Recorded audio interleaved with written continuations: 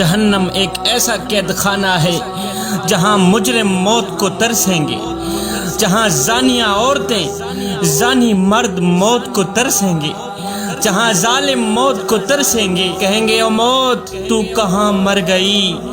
جہنم کی گرد و نواح موت آواز دے گی، ہائے افسوس میں ہوں تو زندہ، مگر اب تمہارے نصیب میں میرا آنا ناممکن ہو گیا ہے۔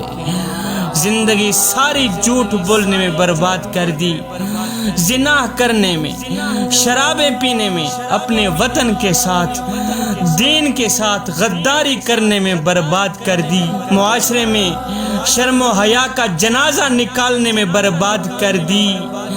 سن لو جوانو، جہنم ایک ایسا قید خانہ ہے جہاں کے قیدیوں کا لباس بھی جہنم کی آگ سے بنا ہوا ہوگا، قیدیوں کے بستر بھی جہنم کی آگ کے بنے ہوں گے، ان کی چادریں بھی آگ کی بنی ہوئی ہوں گی۔ میرا اللہ فرماتا ہے یا ایھا الذین آمنوا قوا انفسکم واہلیکم نارا وقودھا الناس والحجارہ، اے ایمان والو تم اپنے آپ کو اور اپنے گھر والوں کو اس آگ سے بچاؤ جس کا ایندھن انسان اور پتھر ہیں، جس کا ایندھن انسان اور پتھر ہیں۔ حضور علیہ السلام نے فرمایا قیامت کے دن گنہگار لوگ، بدکار لوگ، مجرم لوگ برہنہ اٹھائے جائیں گے۔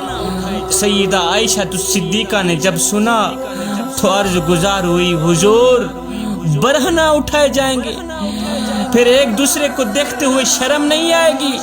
میرے حضور علیہ السلام نے فرمایا عائشہ ایک دوسرے کو دیکھنے کی ہمت ہوگی تو دیکھیں گے، جب دیکھیں گے نہیں تو شرم کیسے آئے گی؟ ہر کسی کو اپنی ہی لگی ہوئی ہوگی، ہر کسی کی نگاہیں جہنم کی آگ پر ٹکی ہوئی ہوگی۔ جوانو، دنیا میں دولت کما لینا، عزت کما لینا ہی کامیابی نہیں، حقیقی کامیابی تو یہ ہے کہ آدمی اللہ اور اس کے رسول کو راضی کر کے جہنم کی آگ سے بچ سکے۔